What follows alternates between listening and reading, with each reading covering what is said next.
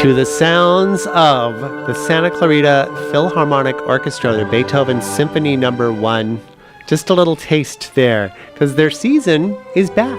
The Santa Clarita Philharmonic Orchestra does such wonderful things for the community here in town, and of course, expanding our minds with what they call great music. And here from the SC Philharmonic, Mark Elfont, always a pleasure to have you back on. Oh, thank you, George. It's so great for you guys give us such great support. We really appreciate it. And we're actually starting our fourth season. Can you believe it? That's amazing. Fourth season. It's been a labor, but a labor of love, and we enjoy bringing the music to the community. Well, that's what I know. I probably tell this story over and over, sound a little bit like a broken record, but I was first really truly exposed to classical music from a live sense when I was 8 years old.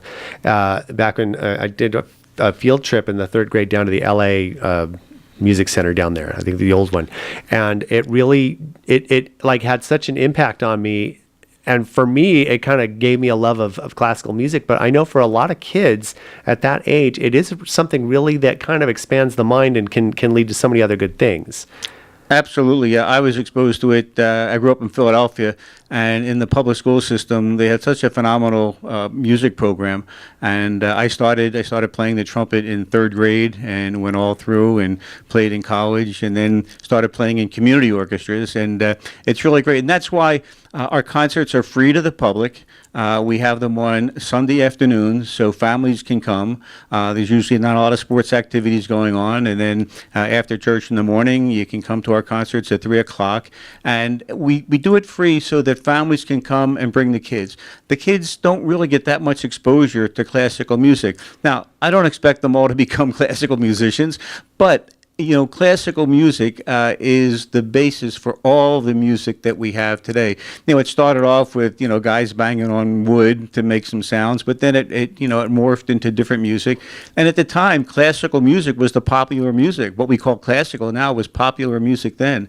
So it's good to have the kids get an exposure. It just helps them in everything. It opens up the mind, as you said, and it gives them a basis for a lot of good things. Yeah, I never became a classical musician myself, but I always had an appreciation. But more important, like you said, there is something about, even just from an educational and entertainment standpoint, that kids, it's like your first kind of grown-up thing, but it really sticks with you. Now, this year, usually I know last season you had early events like get the kids in early for such things as the musical petting zoo and stuff. Are you doing that again this year? Unfortunately, we haven't been able to schedule that for our first concert. We're going to see. We'll try to bring them back. We've been in discussions, so we'll try to do that. We like to do different things. I think for our February concert, I don't want to get ahead of myself, but our February concert, we're going to have a raffle.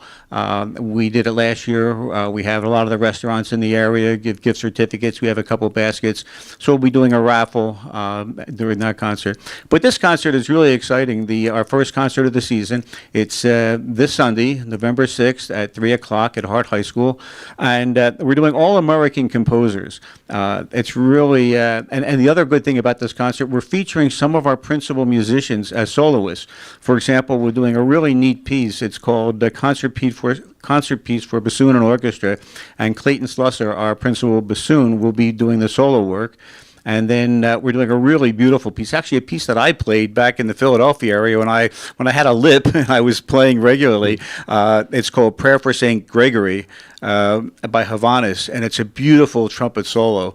And we have an oboe piece that was written actually by our concertmaster.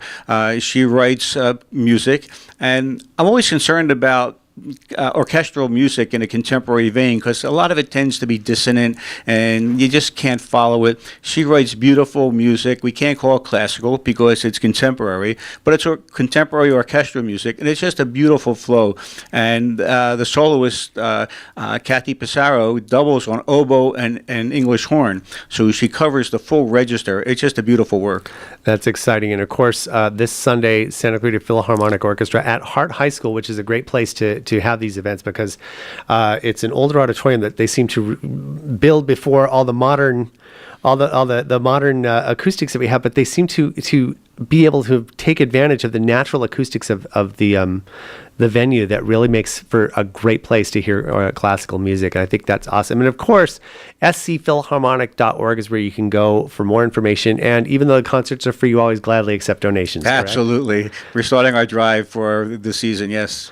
Outstanding. Mark Elfont, Santa Clarita Philharmonic, free concert this Sunday. Bring the kids, highlighting American composers. So it's a good opportunity to expand your mind, get a nice restful Sunday out, post-Halloween, pre-holiday, pre-election. Get your mind off of everything and just enjoy and just imbibe it and give the kids a little bit of education as well in a fun vein. Mark, always a pleasure to have you come. Thank you, George. It's always great.